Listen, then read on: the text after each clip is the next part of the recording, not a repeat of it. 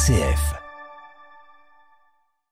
Nous sommes en compagnie de Monseigneur Jean Cocrols qui s'est rendu en Afrique centrale et notamment au Rwanda et aussi au Congo, notamment comme invité. Et Monseigneur Cocrols, bonjour. Bonjour. Quelle était la raison, qui vous invitait à vous rendre dans ces pays-là? Les religieux palotins, membres d'une congrégation fondée par 20 missionnaires et qui fêtaient ces jours-ci leurs 50 ans de présence au Rwanda et dans l'Est du Congo. Mais quand on dit missionnaires, il y a aussi des Africains parmi eux, c'est ça qui est tout à fait étonnant.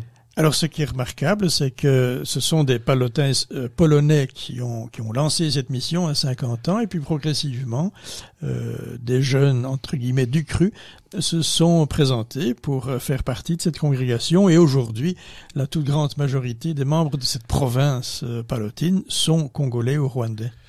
Et il y en a à Bruxelles en fait. Il y en a 3 à Bruxelles qui sont responsables de l'UP Mézère. Alors, vous traversez la frontière et vous arrivez à Goma, et là, qu'est-ce qui vous frappe? Quels sont les défis que les chrétiens d'aujourd'hui vivent intensément dans ce diocèse de Goma? Je pense que les chrétiens vivent d'abord le défi omniprésent de tous les habitants. C'est pas réservé aux chrétiens, mais c'est ce défi inouï de l'insécurité. C'est une zone où la sécurité n'est garantie pour personne. Il y a extrêmement beaucoup de violence. Il y a tous ces déplacés à cause de l'éruption l'année dernière du volcan Nyiragongo qui a obligé beaucoup de gens à maintenant désormais habiter sous tente. Et puis il y a aussi tous ceux qui fuient les zones en guerre qui se situent au nord et à l'ouest de Goma. Il y a des routes qui aujourd'hui sont barrées. Il ne s'agit pas d'aller plus loin au risque de se faire descendre. Tous ces gens ont rappliqué, si je puis dire, à Goma et sont entassés dans des camps autour de la ville. Mais pour se faire une idée, Monseigneur, quand on parle d'une ville, quand on parle de gens déplacés, c'est combien de personnes? Des dizaines de milliers, j'imagine? C'est très difficile à faire le compte exact, mais enfin, un des 4 ou 5 camps que j'ai visités compte 75 000 personnes environ. Donc, un des camps, oui. On me disait que ça pouvait aller jusqu'à 800 000 déplacés, que j'ai peine à croire, mais en tout cas, le camp que j'ai visité, je peux vous dire qu'il y avait du monde. Mais alors, les gens qui vous ont montré ça, c'était sans doute des prêtres, des laïcs engagés dans l'Église. Ils vous montraient pas ça pour que vous pleuriez. Ils vous ont montré ça parce que eux font quelque chose. Qu'est-ce qu'ils font? Je corrige un petit peu votre approche des choses au sens où c'est moi qui ai insisté pour aller avec eux dans les camps. L'Église, je ne me permettrai sous aucun prétexte de juger ce que font les chrétiens là-bas. Nous sommes ici tellement privilégiés qu'on a peine à se rendre compte. Ils sont un peu dépassés, évidemment. Alors, je dois l'avouer, je vois une Église qui ne sait pas par où commencer. Et une Église qui est d'abord soucieuse de faire ce qui est nécessaire pour que les communautés existantes soient vivantes, d'autant plus que dans les camps, l'insécurité est totale. Je suis entré dans un camp et j'ai été surpris à un certain moment d'un mouvement de foule et je me suis bien demandé ce qui se passait. Et puis on m'a dit, mais c'est parce que vous n'avez pas entendu les tirs.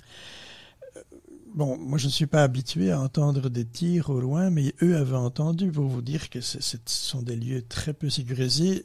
La pauvreté est telle qu'il y a énormément de phénomènes périphériques du style prostitution, vente de drogue. Et alors, ce qui pour moi a été effrayant de constater, c'est que tous ces enfants, ces milliers d'enfants ne sont pas scolarisés. Perdent leur temps et perdent des années très précieuses. Et alors, évidemment, j'imagine aussi que à choisir entre tel bandit ou telle bande armée ou telle personne qui vient proposer ses services, il y a toutes sortes de choses qui doivent se passer. Mais évidemment, l'Église locale est un peu démunie. Et nous, qu'est-ce qu'on pourrait faire, Monseigneur? C'est une bonne question à laquelle je n'ai pas de réponse. Vous venez de rentrer, je le précise quand même. Mais j'ai pris rendez-vous avec les délégués de Justice et Paix et d'Entraide et Fraternité pour creuser un petit peu tout ça ensemble. J'ai lancé un appel qui est un peu une bouteille à la mer, mais je suis heureux que même j'ai vu qu'un journal anglais avait fait mention de mon voyage. Je me dis, voilà, il y a quand même il faut réveiller la communauté internationale. J'ai vraiment l'impression que les grandes puissances, permettez-moi l'expression un peu triviale, mais elles s'en foutent. Oui, c'est parce que on a parfois l'impression qu'il y a des conflits entre guillemets où l'intérêt des uns et des autres est plus fort, mais là, que ces gens vivent ou que ces gens meurent, l'intérêt des grandes puissances semble être mineur. L'intérêt des puissants semble être convergent, au sens où ça les arrange bien que ce soit un tel bazar. Ah d'accord. Et que cette zone du Nord Kivu soit dégagée de ses habitants pour qu'on puisse y faire tout ce qu'on a envie d'y faire, c'est-à-dire d'une part l'extraction de minerais très précieux, notamment le coltan, et d'autre part y construire toutes les plantations, les grandes fermes, que sais-je encore, sans population, on peut tout se permettre. Mais d'un autre côté, qu'est-ce que c'est alors que le témoignage chrétien dans des circonstances pareilles? Parce que je vois bien, il y a un évêque local, j'imagine, et puis il y a des curés, il y a des religieuses, il y a des laïcs engagés dans toutes sortes de choses. Mais de quoi est-ce qu'on peut témoigner alors? J'ai vu deux témoignages chrétiens très forts de la part de congrégations. J'ai visité le centre fondé à l'époque par la famille Martin, qui a été repris actuellement par les Frères de la Charité, où l'on construit des prothèses pour les personnes mutilées. J'ai été très touché par cet engagement à l'égard des personnes blessées, tellement blessées par les troubles là-bas. Par ailleurs, j'ai visité un centre organisé par les franciscaines missionnaires de Marie, 4 sœurs qui accueillent 70 orphelins ramassés dans la rue et qui les accompagnent 24 heures sur 24. 50 mètres d'un des camps, donc elles sont un peu barricadées. J'avoue que ça m'a particulièrement touché, ces 2 visites. Ce sont des témoignages bien modestes par rapport aux besoins, mais oui, ce sont des signes qu'il y a quand même la bonté, la beauté qui sont vainqueurs. Mais est-ce qu'il faut parler de ces misères? Parce que, je veux dire, tout le monde les connaît si on veut, mais est-ce que c'est important qu'on en parle? C'est essentiel, et vous savez que le pape voulait aller à Goma, son voyage a été annulé aux grandes dames de la population locale. Le camp de Kanyaruchinya que j'ai visité, c'est là que le pape devait célébrer, mais je comprends que la sécurité n'était pas garantie. Eh bien, l'évêque Monseigneur Ngumbi a clairement dit lors de cette annulation, je comprends qu'on annule, mais s'il vous plaît, ne nous oubliez pas. Et je pense qu'il faut continuer à en parler. Le plus grand drame, ce serait qu'on les oublie et qu'on ferme les yeux et qu'on dit ça fait partie des pertes et profits. Non, il y a là des hommes et des femmes. Ce qui m'a marqué, c'est croiser les regards des gens. Et aurions-nous eu du temps, on aurait pu et même dû se parler et se raconter son histoire. Mais rien que ces regards croisés m'ont fait dire, il y a là des humains comme vous et moi qui ont leur histoire sainte et qui doivent être respectés. Alors, dans nos paroisses à Bruxelles, il y a beaucoup de Congolais, et notamment des Congolais de l'Est, de la région de Goma, et qui nous disent des choses. Est-ce qu'il faut leur donner davantage la parole? Est-ce qu'il faut leur donner une place? Parce que, nous leur devons beaucoup, évidemment, à tous ces Africains qui sont ici à Bruxelles. Comment les traiter particulièrement?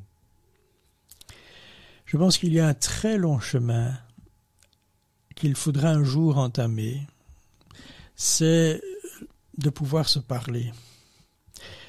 Il y a tout un passé, toute une histoire, riche en actions grandioses, etc., mais aussi en ressentiments, en erreurs d'appréciation.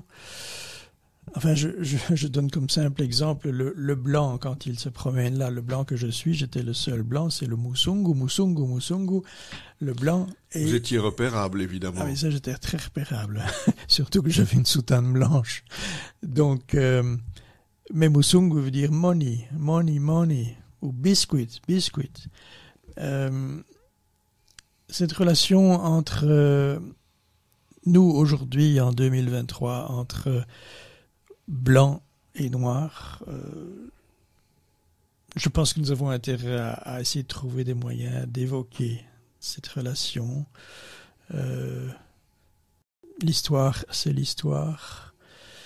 Et un jour, il faut pouvoir se pardonner et tourner la page. Mais on a intérêt quand même à se parler. Alors évidemment, ce n'est qu'un début, monseigneur, et merci de nous avoir raconté ce voyage au Rwanda et à Goma, et surtout merci de nous avoir rappelé ces événements et ces douleurs, cette insécurité que de fait, on a parfois tendance à oublier. À bientôt, monseigneur.